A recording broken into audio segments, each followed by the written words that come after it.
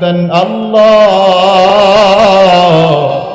আর জোরে মুহাব্বতে ডাক দেন আল্লাহ। ও বাজান, আল্লাহর পয়গম্বর ডাক দিয়ে বলে, মালিক,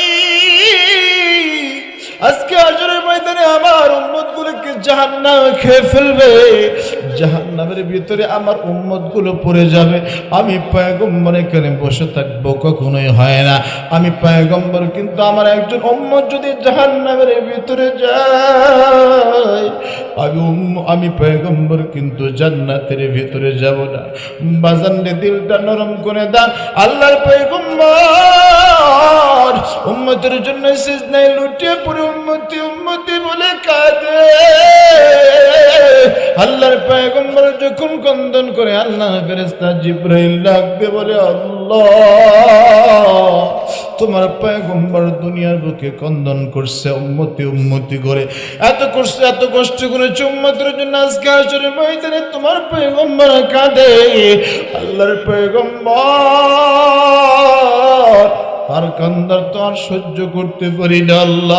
আল্লাহ পাক রব্বুল আলামিন ডাক দিয়ে বলে, জিবরাইল যাও, আমার পয়গম্বরকে জানায় দাও, আমার পয়গম্বরের কাছে যাও, আমার পয়গম্বরকে ডাক দিয়ে বলো, আমি তোর সকল উম্মতের ভিতরে অর্ধেক উম্মতকে মাফ করিয়া দিলাম। সুবহানাল্লাহ বলেন। ও মুসলমান ইমানদার, আল্লাহর গোলাম, খবরটা শোনার পরে আল্লাহ পাক রব্বুল আলামিনের পয়গম্বরে খুশি হওয়ার কথা ছিল, কিন্তু না, আল্লাহর পয়গম্বর খুশি হয় নাই। আল্লাহর ফেরেশতা জিবরিল আলাইহিস সালাতু ওয়াস সালাম ডাক দিল, আল্লাহর পয়গম্বর কেঁদেছেন, জীবনটা বল। আল্লাহ পাক রব্বুল আলামিন আপনার উম্মতের অর্ধেক উম্মতকে ক্ষমা করে দিয়েছে, মাথা ওঠান। আল্লাহর পয়গম্বর মাথা ওঠাই না, উম্মতি উম্মতি বলে আর হাউমাউ করে ক্রন্দন করতেছে। ক্রন্দন করার কারণটা কি জানেন নাকি? ও বাজান, অনেক এলাকার ভিতরে দেখবেন যে মা বোনদের ঘরে বাচ্চা আছে, 5 মাস 6 মাস 1 বছরের বাচ্চা আছে। বাচ্চার যখন পেটের ভিতরে ক্ষুধা লাগে, বাচ্চা যখন চক্ষু বন্ধ করে ক্রন্দন শুরু করে, মা জননীর হাতে কাজ পড়ে আছে, মা কাজ করবে। ওই মুহূর্তের ভিতরে বাচ্চা যখন কাঁদে, মা তখন তার সন্তানের বড় বোনকে বা অন্য কাউকে ডাক দিয়ে বলে, যাও বাচ্চাটা একটু ধরো, আমি আমার হাতের কাজটা শেষ করে তারপরে তার কাছে যাব। বলে কি বলে না?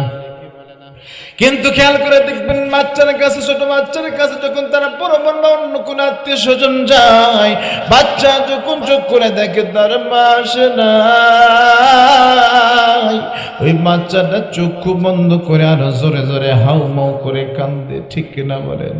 ও বাজান, বাচ্চা বোঝাইতে চাই, আমার বোন আসছে, ফুফু আসছে, খালা আসছে, আমার পেটের ভিতরে ক্ষুধা, আবার ক্ষুধা নিবারণ করতে হইলে আবার মা আসতে হবে, আমার মা আসে নাই, আমার মা না আসলে আমার ক্ষুধা নিবারণ হবে না। এই জন্য মায়ের কাছে আবার কান্দন করতেছে। খেয়াল করে দেখবেন, মায়ের হাতে যত কাজ থাকে সব কাজ ফেলে দিয়ে আগে করে যান টুকরা সন্তানকে ধরে। ঠিক কিনা? আল্লাহ পাক রব্বুল আলামিন পয়গম্বর ঠিক একই অবস্থা। আল্লাহর পয়গম্বরের কান্না বন্ধ করে না, আল্লাহর পয়গম্বরের কান্নার আওয়াজ পুরো ডাবল হয়ে যায়। আল্লাহর পয়গম্বর যখন আউমাউ করে কাঁদে, আল্লাহর ফেরেশতা নাক দিয়ে বলে, ওগোদার আল্লাহ, তোমার পয়গম্বরের কান্নার আওয়াজ তো বন্ধ হয় না, হাউমাউ করে কাঁদতেছে। ও বাজান, দিলটা নরম করে দেন। কোন নবী করে যায় আপনি কষ্ট দেন? যেই নবী উম্মতের জন্য হাউমাউ করে কাঁদে, যেই নবী উম্মত ছাড়া কোনো কিছু বোঝে না, সেই নবীকে কেমনে কষ্ট দেন, কেমনে আপনি খোঁটটা মুখের ভিতরে ঠেকেন বাজান? এমনি কিন্তু আল্লাহর পয়গম্বর সুপারিশ করবে না। যার সম্পর্কটা আল্লাহর নবীর সুন্নতের সাথে হয়ে যাবে, তাকে আমার আল্লাহর পয়গম্বর সুপারিশ করে জান্নাতে দিবে। ও মুসলমান ইমানদার, আল্লাহর ফেরেশতা জিবরিল ডাকতে বলে, আল্লাহ, তোমার পয়গম্বরের কান্নার আওয়াজ বন্ধ হয় না। আল্লাহ পাক রব্বুল আলামিন ডাক দিয়ে বলবো গো জিবরাইল আজকে হাসরের ময়দানে লিমানিল মুলকুল ইয়াউম লিল্লাহিল ওয়াহিদিল কাহ্হার আজকে হাসরের ময়দানে আমার সামনে দাঁড়ানোর ক্ষমতা করো না আমার পয়গম্বরের জন্য অর্ধেক উম্মতের গুনাহ মাফ হয়েছে বাকি অর্ধেক উম্মত এখনো মাফ পাই নাই ক্ষমা পাই নাই যদি কান্না থামা দেয় বাকি উম্মতের অবস্থা কি হবে এই জন্য উম্মতের মায় আমার পয়গম্বর কাঁদে যাও যাও পয়গম্বরকে খবরটা দিয়া দাও ডাক দেয়া বলো পয়গম্বর আর কাঁদতে হবে না যারা শিরিক মুক্ত ঈমান নিয়ে দুনিয়া থেকে আসছে আমার আল্লাহ পাক রব্বুল আলামিন ওই দিন আল্লাহর পয়গম্বরের কান্নার বদৌলতে সকল উম্মতকে আল্লাহ তাআলা মাফ করে দিবে।